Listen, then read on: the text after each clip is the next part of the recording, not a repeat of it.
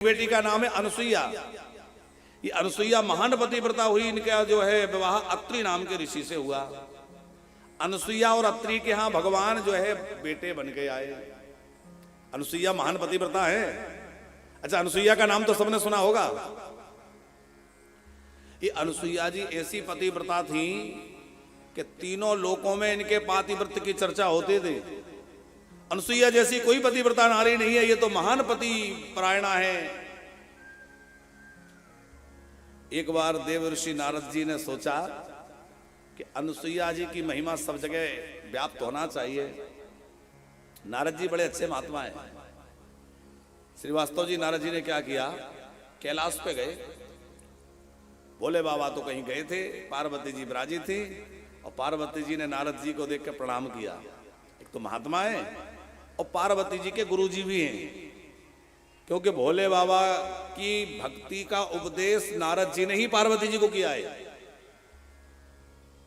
पार्वती जी ने कहा, देव ऋषि बड़ी कृपा करिए, आपने पधार के कैसे आगमन हुआ, कहां से आ रहे हैं, बड़े प्रसन्न दिख रहे हैं।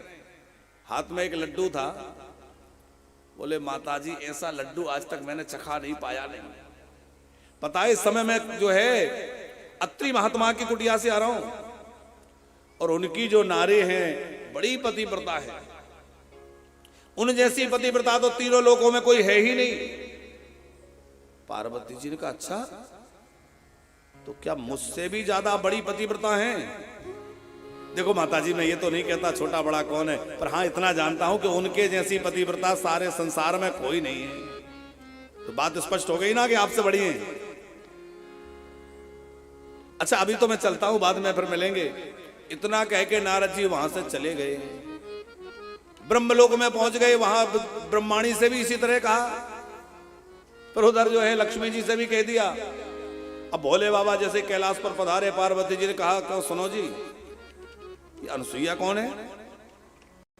और जैसे कहा तो भोले बाबा के हाथ जुड़ गए। बोले ये तो महान पतिव्रता नारी है, बड़ी सती साध्वी है। बोले इनकी परीक्षा लो जाकर। भोले बाबा ने कहा, क्या कह रही हो? अरे किसी सती नारी की परीक्षा लेने की क्या आवश्यकता है? बोले नहीं नहीं, ये सिद्ध होना चाहिए कि वो कितनी बड़ी पतिव्रता है। उधर लक्ष्मी जी नारायण से हट करने लगी, जाओ और उसकी परीक्षा लो। ब्रह्माणी ने ब्रह्मा जी को भेज दिया। तीनों देवता निकले, भाई चलो परीक्षा लेते हैं। और सच्ची बात यह है कि ये परीक्षा तो बहाना था। वास्तव में तो तीनों देवियां जो हैं, पार्वती जी, लक्ष्मी जी, ब्रह्माणी, ये सब मिलकर के और अनुसुईया माता की महिमा और बढ़ाना चाहती हैं, ताकि जगत में ये बात प्रसिद्ध हो जाए कि अनुसुईया कितनी बड़ी पतिव्रता है। तीनों देवता महात्माओं का भेष बना के अनुसुईया की कुटिया में आए और महात्मा दरवाजे पे आए और गृहस्थ का धर्म है, उनको कुछ देना चाहिए। भिक्षाम देहि। जैसे भिक्षा मांगने लगे, अनुसुईया जी बाहर निकली और भेंट में तमाम सामग्री लेके, भिक्षा लीजिए। बोले नहीं नहीं, हम अद्वैतवादी हैं, निर्गुणी हैं, हम ऐसे भिक्षा नहीं लेते। तो बोले पर्दा रहित होकर भिक्षा दो। पर्दा रहित मैं समझी नहीं। बोले ये कपड़े अपने पहन के भिक्षा दोगी तो हम नहीं लेंगे। हम निर्गुणी महात्मा हैं, वस्त्र उतार करके और फिर हमें भिक्षा दो। अनुसुईया जी ने कहा, ये महात्माओं की बात तो नहीं है। अरे कोई महात्मा किसी माता से ऐसा कहता है कि वस्त्र उतार के आओ? आंख बंद करके देखा, कोई ढोंगी पाखंडी तो नहीं लगते, ये तो बड़े महात्मा लग रहे हैं, लेकिन बातें कैसी कर रहे हैं। और जैसे आंख बंद करके देखा, पहचान गई, अरे ये कोई महात्मा नहीं है, ये तो तीनों देवता हैं, मेरी परीक्षा लेने के लिए आए। चलो ठीक है।